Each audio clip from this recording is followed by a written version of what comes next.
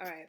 So, to anyone that knows me and knows me well from like you just know me or you met me in class or whatever, you know that I love telling stories. And like, even if you were in the class with me, you know that I was like always telling something like, oh, my day went, my night went, whatever. So I'm going to start this off with a little anecdote because there's been like something that's like on my heart to, share or whatever. So let's start here with my anecdote. Um, After the summer of my sophomore year at A&T, I was afforded the opportunity to be able to come to New York and have an internship at BET. Um, Everyone always asks, "Oh, how did you, whatever?" So it was through nepotism. Um, Google that. So I got the call like, "Hey, if you could come this summer to intern at BET, would you like to come?" Granted, I was a pre-law major. It had absolutely nothing to do with what I was doing, and I was like, "Yeah, sure, of course. Why wouldn't I?" Um, go do my summer internship at BET. It was the greatest thing in my life. Changed my life. It was a world that I did not know existed. It was a job that I did not know existed. It was something I was completely unfamiliar with, and yet everything that I was being taught was like coming to me effortlessly. Like I was doing everything effortlessly. And from that internship, I knew that working at BET and being in production management is what I wanted to do. Like you couldn't tell me that wasn't what I was going to be doing. So when I graduated from A&T, so this was summer 2010. Graduated from A&T summer 2012, and I'm a pre-law major. So at this point, it's like you're a pre-law major. You take your LSAT, you go to law school. Nah, not happening. You couldn't tell me that I was not moving to New York to work for BET. Every time someone asked me, "What are your plans after graduation?" I'm moving to New York to work for BET. I'm moving to New York to work for BET. What are you doing? I'm moving to New York to work for BET. Now, keep in mind, yes, I had kept up with the people that I interned with over the years. Like I was doing small stuff with BET in between 2010 and 2012, but nothing major. So, me saying that wasn't on the strength of I had a job lined up. I was going to graduate immediately, go to New York and work for BET. No, I just knew in my mind that that was what I was going to do. So I wasn't going to law school. It wasn't what I wanted. It wasn't what I saw. I saw myself working for BET. That's what I wanted. That's what I was going to do. I moved to New York, transferred my job at Express. I worked at Express, the clothing store, when I was in college. Transferred my job to the nearest Express to where I was living at the time in Long Island with my aunt and uncle and worked at Express. And when you asked me what I was doing and why I was in New York, my answer was still, I'm here because I want to work for BET. I'm here because I'm going to work for BET. No matter what, that was my answer. Like across the board, that was my answer. So, a couple of months after being here, I think I moved to New York in August of 2012. And then around, I want to say, no, maybe like October or November of 2012, I ended up getting a job at VH1. It wasn't BET, but it was a job and it was, a foot in the door. I'll take it. So, get my job at VH1. After my job at VH1, the show went into what is called hiatus. So, it's when the show goes black for a little while, do rebudget and all that goodness, comes back for a new season, all of that. So, you know how, like, when y'all be watching Scandal and Grey's Anatomy and it's on summer break or it's on a little fall winter break, hiatus. Know that. Okay. So when it's a hiatus, and after the hiatus, I didn't get my job back because that happens. So the budget got cut and I didn't get my job back at VH1. Such is life. It happens. Nonetheless, I still know I wanted to work for BET. So no matter what, I'm still emailing people. I'm still calling people like, hey, I'm in New York. I'm available. Hey, I'm in New York. If you guys have anything, if you have anything. So I went from I think that summer I started working with a program at BET called Music Matters once a month, and I was working once a month, once a month, once a month, once a month.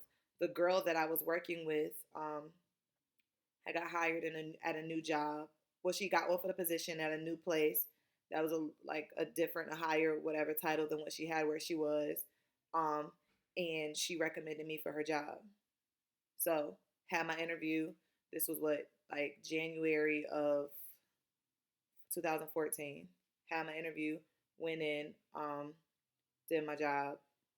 Well, whatever, got the job. I'm still there now.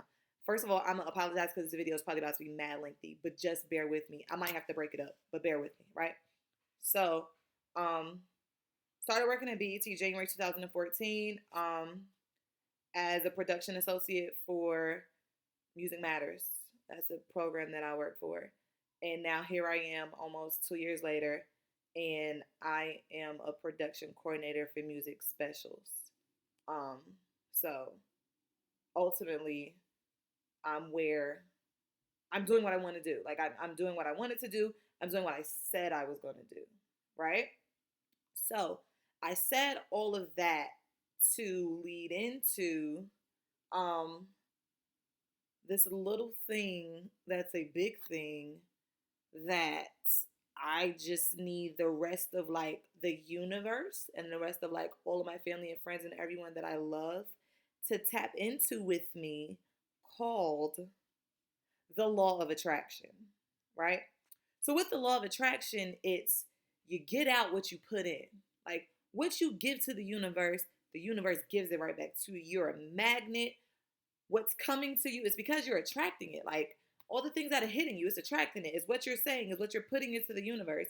And for my biblical people, it's, what we like to say, speaking things into existence.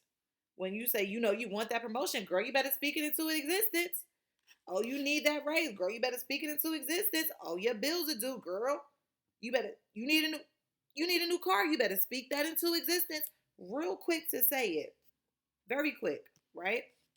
So, with the law of attraction and with speaking things into existence, I don't really think that we as individuals understand the power and the control that we have over our own lives. Like, you have the power and you have the ability to make your life whatever you want to make it. Granted, it sounds cliche. I know. Don't get me wrong. Everybody says it. You can be whatever you want to be. If you want to be president, you can be president. If you want to be this, you can be that. If you want to, but for real, you can. Like, there's nothing stopping you from doing what you want to do, from being who you want to be, from going where you want to go, but you. No one has the power to stop you from doing anything that you want to do but you. Understand that. If it's something that you want and you know in your heart that it's for you, guess what? It is. Like, put it into the universe. This is what I want. Forget this is what I want. This is what I have. This is what I'm going to be. This is what I'm going to do. This isn't what I want to do. This is what I'm going to do. So I could have very well said when I was graduating from school, hey, Jordan, when you graduate from college, what are you going to do? Or what? I want to move to New York to work to BET. That was never my answer. And you can ask anybody that asked me. My answer was never, I want to move. I want to move to New York to work for BET. I want to work for BET. No, my answer was, I'm going to work for BET. I'm going to go to New York to work for BET. And that's just the way it is. So, with that being said, this is the beginning of like a little series of like videos that I'm going to make like daily or whatever things pop in my mind, because we like tap into your greatness. It's there. Like anything you want to do, anything, everything, it's yours. There's no reason why you shouldn't have it. There's no reason why it's not tangible. You have the ability to make it tangible. Learn your ability, learn your power, tap into it, and be great. That's what life is about. Life is not about you being miserable. Life is not about every status on Facebook and every tweet you talking about is how bad your day was and how things aren't going your way and how this happened and this person did you wrong and that person did you wrong or you ain't got the money for this and you ain't got the money for that and you ain't got the job for this and you ain't got the job for that. Stop speaking that into the world. You have it. If you want it, you have it. Say that. Stop letting me know all of the things that you don't have and all of the things that you want that you can't seem to get. You can't seem to get it because you clearly don't want it from the way you're speaking. Because you're not speaking it into your life, you're speaking it away from your life. Realize that. Realize that. Speaking it in. Stop speaking it away. Stop sending it away. Stop turning it away because it's there for you to be great and it's there in the world for you to grasp. But you're like, oh, I can't get this job because A, B, C, D, da, da, da. Now, tell me how you're going to tell yourself how you can't get a job, but you're not going to apply and even give yourself the chance to let an employer tell you why you can't get a job. Like, how you going to cut yourself down before someone can even tell you no? How you going to subliminally tell yourself, no, nah, you can't do this before you even give yourself a chance to get a yes? How you going to do that? How? How? Explain to me how you're telling yourself no before someone can give you a yes. Just let me know. So, with that being said, it's getting a little long. We at like 11 to 12 minutes. I hope y'all watch this all the way through and know that there'll be more to come. I'm going to try to chop and screw it and keep it shorter, but tap into it. Be great. You have the power to make yourself great. Do that. Live in that, please.